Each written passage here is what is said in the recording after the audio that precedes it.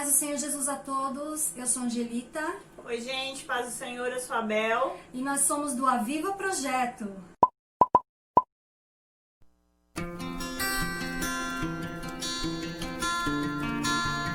E dando continuidade aos nossos estudos sobre os atributos de Deus, hoje nós falaremos sobre a eternidade de Deus. A eternidade de Deus. Bel, então nos conte sobre a eternidade de Deus. A eternidade do Senhor Deus, ela não tem início e nem fim. É um atributo, é uma característica do Senhor que ela não tem como a gente definir um início e nem um fim. Deus sempre existiu. Sempre existiu, sempre existirá. Ele é autoexistente. E na Bíblia, onde é que a gente encontra isso? A gente pode achar no livro de Jó, capítulo 36, versículo 26. Que diz: Eis que Deus é grande e não o podemos compreender. O número dos seus anos não se pode calcular. Então Jó, nesse livro aqui, de Jó, que é um livro muito grandioso, porque a gente vê várias características, vários atributos do Senhor Deus, e aqui ele cita de que a gente não consegue contar os anos de Deus. Por exemplo, qual a sua data de aniversário? Eu sou do dia 1 de janeiro de... O ano não precisa. Eu nasci no dia 29 de junho, tá chegando meu aniversário, você por favor me Tá presenteie. bom, pode deixar. E a gente não tem essa data do Senhor Deus. A gente sabe que foi Deus que criou o universo há 4,5 bilhões de anos. Muito tempo. 4,5 bilhões de anos a Terra já existia. São estudiosos sérios que fizeram, né, os geólogos e tudo mais. E se 4,5 bilhões de anos a Terra já existia, imagine Deus. Imagine o Senhor, há quanto tempo ele já existe e há quanto tempo ele continuará existindo. Sendo que foi ele que criou tudo. Ele criou o universo, criou a terra, criou tudo. Então, assim, nós temos a consciência de que Deus nunca nasceu. Ele sempre existiu. Isso não confunde um pouquinho também com onipotência, onipresença? Então, os tributos de Deus está atrelado à onipotência, onisciência, onipresença, a transcendência e agora a eternidade. Só que são características únicas, elas estão ligadas, só que dá pra gente entender as características de cada atributo. Mesmo ligadas, a gente consegue pegar essa questão da eternidade. Pra você ser eterno, você tem que ser poderoso, né? Sim. Pra você ser eterno, tem que ter a onisciência. Lembrando que isso são atributos exclusivos. Só há um eterno, que é Deus. E o homem, ele já brigou muito com essa questão de tempo, né? Lá na Idade Média, nos tempos bem passados, a gente sabe que tinha muitos alquimistas, que a grande questão deles era fazer elixir, criar a poção da eternidade, né? E então, assim, o homem, ele só consegue viver eternamente bem, viver para sempre, se aceitar Jesus Cristo como seu único e suficiente Salvador. Sem isso, não tem como, né? Fala que a gente vai encontrar a segunda morte. A primeira é essa morte da carne, a segunda é a morte eterna. E, Angê, nessa questão, a gente, de vida eterna, a nossa vida ela não consegue ser retroativa, a eternidade ela não consegue ser retroativa, os nossos anos passados. Nós tivemos uma data de nascimento, sim, a gente nasceu, a gente tem uma data limite pra gente falecer, a não ser que Jesus volte, mas de qualquer maneira o nosso corpo terá fim, porque o ser humano ele é finito, ele é limitado e ele é finito. Então, a gente vê a nossa pequenez perante o Senhor. Bel, vamos para mais uma passagem da Bíblia. Em Salmos 90, que diz assim: Senhor, Tu tens sido o nosso refúgio de geração em geração. Antes que os montes nascessem, ou que Tu formasse a terra e o mundo, sim, de eternidade a eternidade Tu és Deus. Tu reduzes o homem à destruição, e dizes, volvei filhos dos homens, porque 1000 anos são aos teus olhos como o dia de ontem que passou, e como a vigília da noite. Esse salmo, ele reflete bem essa questão do tempo de Deus, né? Ele mostra bem essa questão do tempo de Deus. Deus sempre existiu, Ele nunca nasceu e ele sempre existirá. E a palavra, esse verso, ele diz que 1000 anos é como a noite passada para Deus. Então, assim, o poder de Deus, a majestade de Deus é muito grande. E uma coisa que todo mundo confunde muito são os desejos de tirar atributos de Deus. A partir do momento que você retira, porque quem tira os atributos de Deus somos nós, na nossa pequenininha cabeça, a partir do momento que você tira um atributo de Deus, você está, como que eu vou dizer, você está moldando Deus ao que você acha que é. E o que nós costumamos fazer, moldar Deus, aquilo que nós achamos que é para dar desculpa para os nossos erros, né? Então, assim, nós não queremos entrar na palavra, nós não queremos entrar na vontade de Deus, então nós acabamos moldando Deus, dando desculpas para ter permissão de fazer aquilo que não é pra gente fazer.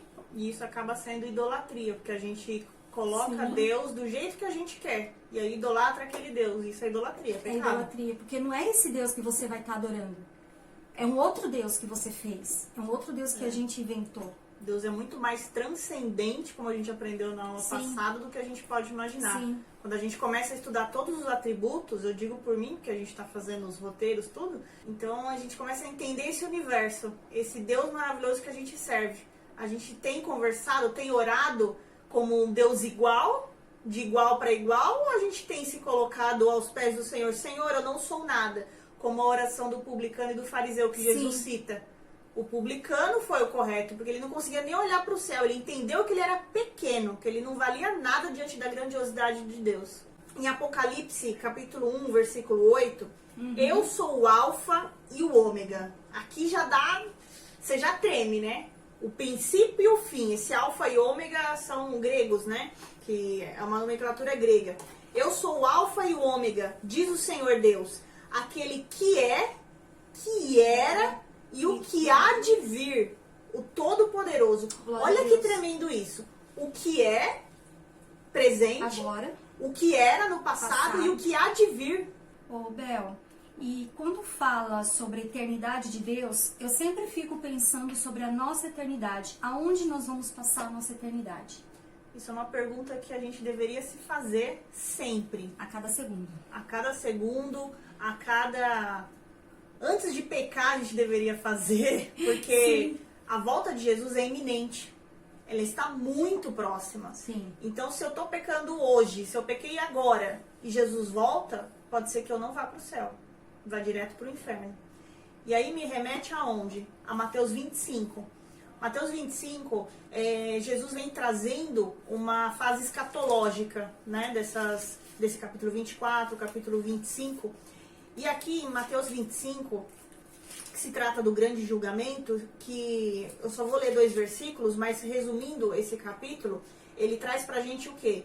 Que quando Jesus voltar, nós todos vamos se apresentar no tribunal de Cristo. Como a gente falou nos vídeos passados, há 2 livros, o livro da vida e o livro das memórias. Então todas as nossas memórias vão estar escritas ali, vão estar patentes na nossa cara. O que vai acontecer? O que vai acontecer não, o que você fez na sua vida? Meu Deus do céu. Vai aparecer tudo. E aí vai haver a diferenciação das ovelhas e dos bodes. Do que serve e o que não serve. E aí no Mateus 25, 34, Jesus ele simboliza, né, as ovelhas, as pessoas que reconheceram ele como único e suficiente Salvador. Ele nomenclatura essas pessoas como ovelhas e fica à direita de Deus. Então o rei dirá aos que estiverem à sua direita: venham, benditos de meu Pai, venham herdar o reino que está preparado para vocês desde a fundação do mundo. Então quando a gente falou no princípio Deus criou os céus e a terra, ali Jesus já estava no esquema para vir para a terra, para vir para ser morto, morte de cruz, que é uma morte maldita, que era considerada naquela época pela classe romana.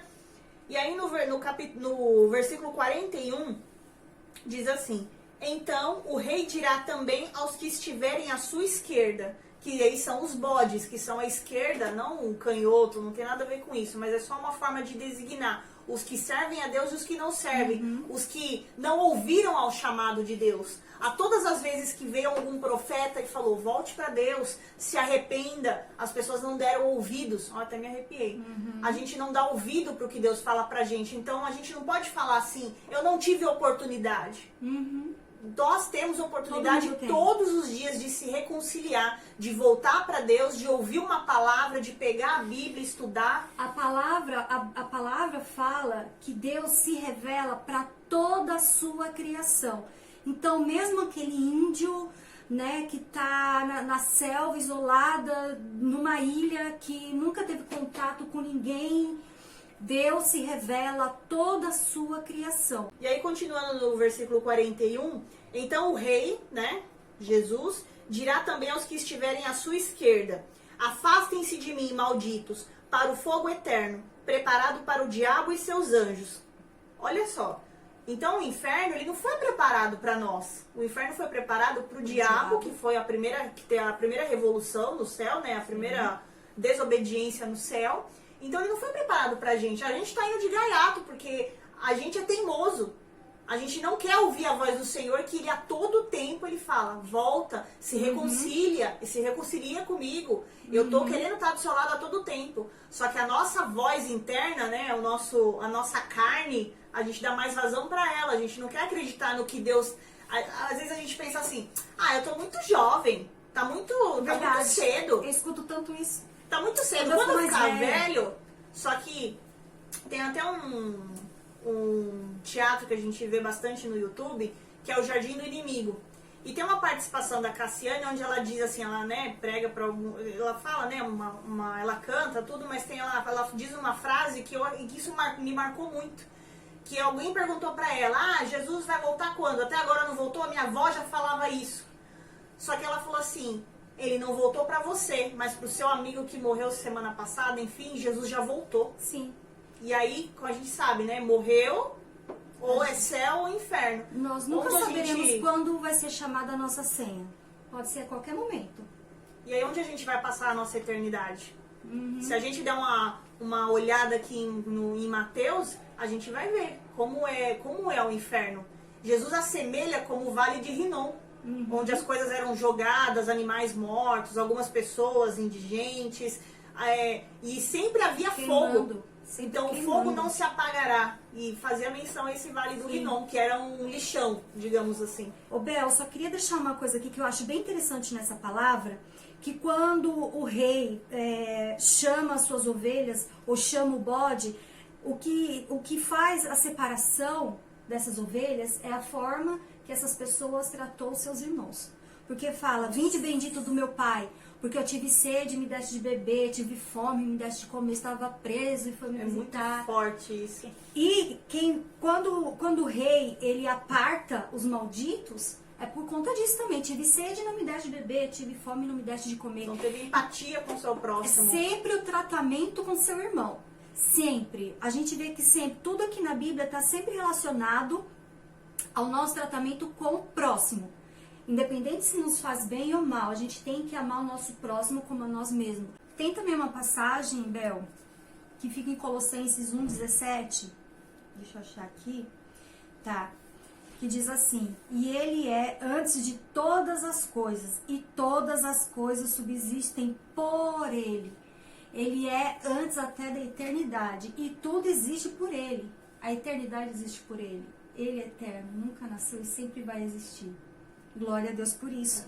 Então ele é autossuficiente, autossustentável e autoexistente. Olha, e é com esse Deus que você está querendo disputar força. Olha com quem Sem chance. que nós tentamos disputar força. Ai, hoje não, vamos deixar para amanhã, quando eu envelhecer mais um pouquinho. Se Deus não me der, eu vou sair da igreja. Eu vou sair. Eu não vou mais te servir, Senhor. Presta atenção com quem você está medindo força. Para vocês que assistiram até agora, Deus abençoe a todos. Não se esqueçam de curtir, pode deixar seu comentário, Se inscreva, nos siga, compartilhe com seus colegas, compartilhe com as pessoas que você quer abençoar, amém? E agora nós vamos para o momento oração, que quem vai nos ajudar nessa hora vai ser a nossa amiga diaconisa Paula. Amém. Vamos orar? Senhor, meu Deus e meu Pai, obrigado por essa oportunidade de aprendermos mais sobre Ti. Tu és eterno e nós ansiamos, Senhor, pela eternidade. Que possamos, Senhor, aqui nessa terra, cumprir todos os Teus mandamentos e Te conhecer, Senhor, para que possamos aí um dia estar na eternidade contigo. Amém? Fiquem todos com Deus. Amém. Tchau, gente. Pai Deus Senhor, abençoe. até a próxima.